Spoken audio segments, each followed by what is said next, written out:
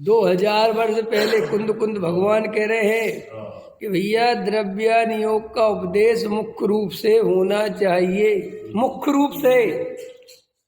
रूप से माने पहले नंबर पर सुबह शाम ये चर्चा होनी चाहिए। प्रथमान योग, चरणान योग, करणान योग की तो आटे में नमक जैसी चर्चा होनी चाहिए। आटा तो द्रव्यान योग का ही होना चाहिए। समझ में आया? पेट उसी से भरेगा, नमक तो थोड़ा स्वाद के लिए। ये प्रथमान योग, करणान योग, चरणान योग ये स्वाद जैसे हैं, इनसे पेट नहीं भरता। पेट तो केवल और केवल द्रव्यान योग से भरता है, क्योंकि सम्यक दर्शन का जो असली निमित्त स्वपर भेद ज्ञान की चर्चा है वो द्रव्यान योग के ग्रंथों में है, अध्यात्म शास्त्रों में है। इसलिए उनका अभ्यास करना चाहिए। मैं इस पे जोर इसलिए दे रहा हूँ, मैं इसको जोर दे के एक बात कहना चाहता हूँ। वर्तमान में मुमुक्षु समाज में जो अपने उत्तर भारत तरफ है, गुजरात में तो आज भी बहुत अच्छे से उसको पढ़ते हैं वो अध्यात्म शास्त्रों को, लेकिन अपने तरफ अभी धीरे धीरे लोगों में वो वापस पुरानी परिपाटी पढ़ रही है। वे पुरानी परिपाटी की तरफ जा रहे हैं। क्या कर रहे हैं? समय सार आदि का स्वाध्याय छोड़ रहे हैं और वापस प्रथमान योग, करणान योग और चरणान योग के ग्रंथों को ज़्यादा पढ़ने लगे हैं। मेरे देखते देखते इतने मुमुक्षु और इतने विद्वान हैं जो अब अध्यात्म ग्रंथों पर प्रवचन करना छोड़ रहे हैं। और रत्नकर्ण श्रावकाचार है, और ये सरगर धर्मामृत है, और अनगार धर्मामृत है, और प्रथमान योग का कोई ग्रंथ है, समझ में आया, भाव दीपिका है, इन पे प्रवचन चालू कर दिए। और बिल्कुल अब देखो, मान के चलो तुम सुबह शाम प्रवचन करते हो उदाहरण के लिए, या अथवा एक ही टाइम प्रवचन करते हो। अब तुमने एक टाइम प्रवचन में भी बिल्कुल अध्यात्म की बात तो गायब हो गई। कोई ऐसा ग्रंथ लगा लिया प्रथमान योग का, कैसा पद्म पुराण पढ़ेंगे।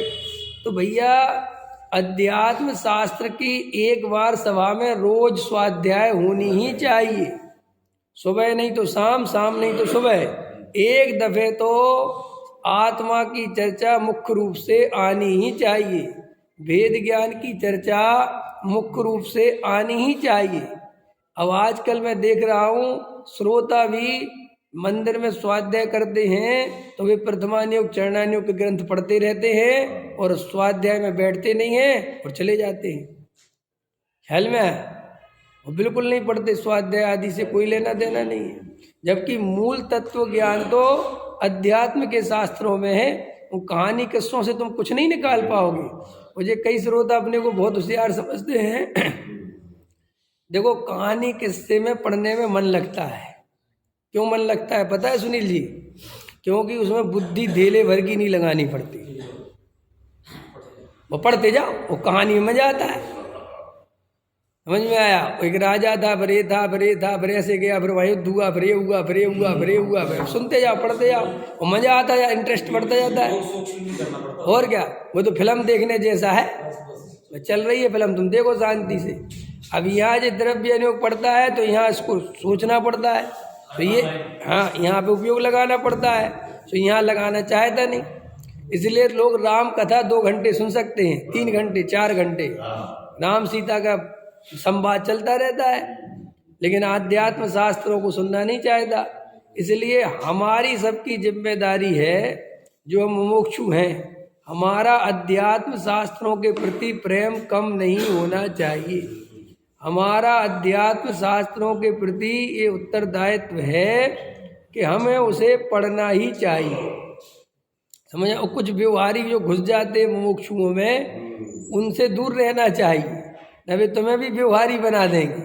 समझ में आया? क्योंकि वे खुद अध्यात्म शास्त्रों को पढ़ते पढ़ाते नहीं हैं, और वे जो है जबरदस्ती तुम्हें ये पढ़ो, ये पढ़ो, ये पढ़ो करते रहते, और तुम उनकी बातों में आ जाते हो। तो देखो, ये मैं नहीं कह रहा हूँ, ये 2000 वर्ष पहले कुंद कुंद देव ने कहा और अनेक आचार्यों ने कहा, और यहाँ पर टोडामल जी इसको कोट कर रहे हैं। और टोडामल जी अपनी तरफ से भी, जो इतने बड़े महापंडित हैं, प्रकांड विद्वान हैं, जो करणानियों के विशेषज्ञ हैं, चरणानियों के विशेषज्ञ हैं, प्रथमानियों के विशेषज्ञ हैं, वे टोडामल जी साहब कहते हैं निचली भूमिका में द्रव्यान योग का स्वाध्याय अत्यंत कार्यकारी है।